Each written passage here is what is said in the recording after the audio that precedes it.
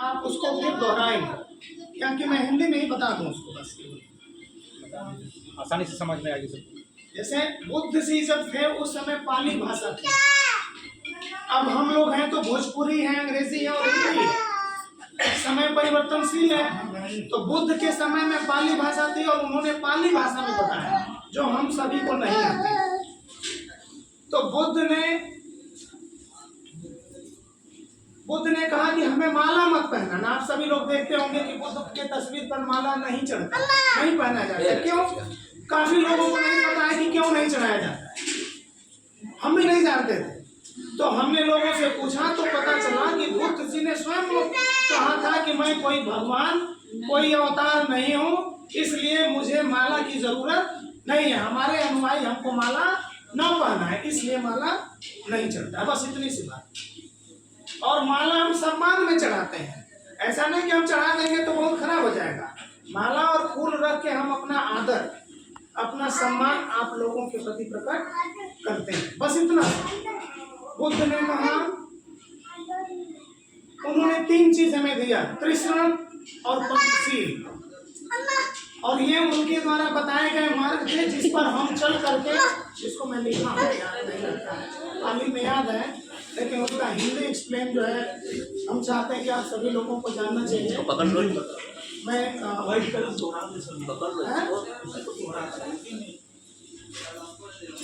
हिंदी में सबको बुद्ध की वंदना होती है, प्रार्थना नहीं होती। इसमें बेसिक फर्क समझिए। स्कूलों में प्रार्थना होती है, हम घर में प्रार्थना करते हैं, लेकिन बुद्ध की वंदना होती है। तो प्रार्थना में क्या होता है? प्रार्थना में हम कहते हैं कि हमको दे दीजिए, हम दुख में हैं, हमको उबार दीजिए। मतलब हम कुछ नहीं करें, भगवान, भगवती, दुर्गा देवी हमारा ये काम कर दें, यह प्रार्थना है। जैसे स्कूलों में होता है कि वह शक्ति हमें दो, दया निधे, कर्तव्य मार्ग पर डट जाए। मतलब है भगवान हमको शक्ति दो कि हम काम करें। और बुद्ध ने इस बात का खंडन किया कि कोई आपको शक्ति देगा होगा नहीं। तो बुद्ध की वंदना हम करते हैं। तो वंदना माने होता है हम याद करते हैं, मांगते नहीं है बुद्ध जी को। नमो तस्य भगवतो अरहतो सम्मा सम्बुद्धस्स, इसका ये बुद्ध वंदना है। तो बुद्ध वंदना में हम इन अरहत भगवान को मेरा प्रणाम, यानी बुद्ध को उनके अच्छे कामों के लिए हम प्रणाम करते हैं। ये नहीं कहते कि आप हमको दीजिए। फिर उन्होंने कहा बुद्धम शरणम गच्छामि। बुद्ध ने कहा, आपसे कहा, हमसे कहा, अपने लोगों से कहा कि बुद्धम शरणम गच्छामि।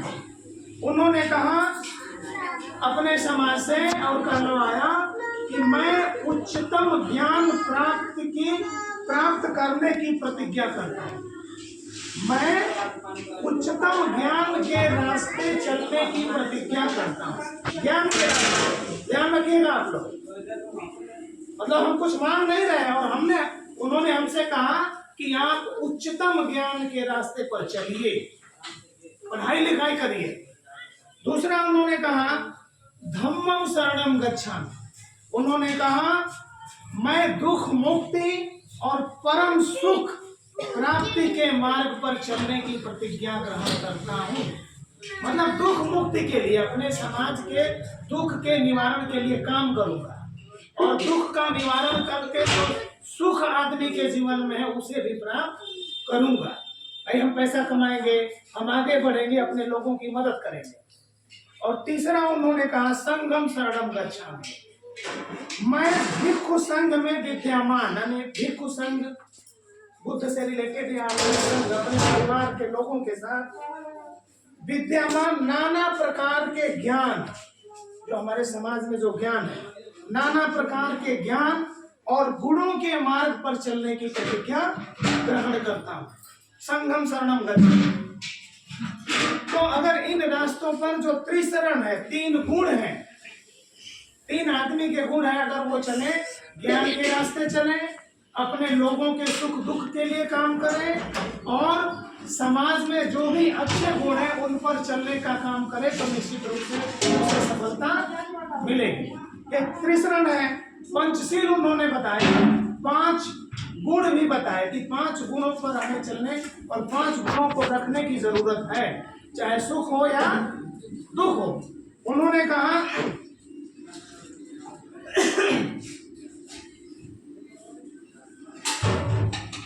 पाणातिपाता वेरमणि शिक्षा पदम समाधियामि। पहला गुण उन्होंने कहा कि मैं किसी भी जीव सत्य की हत्या या हिंसा अकारण नहीं करूंगा।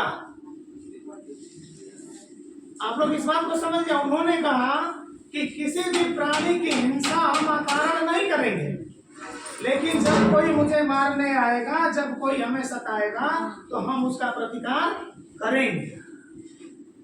ऐसा नहीं कि कोई मार के हमको चला जाए, बुद्ध ने कहा कि नहीं आप मारिएगा नहीं, हम अपने प्रोटेक्शन में कुछ भी करेंगे। पाणातिपाता वेरमणि शिक्षा पदम समाधियामि।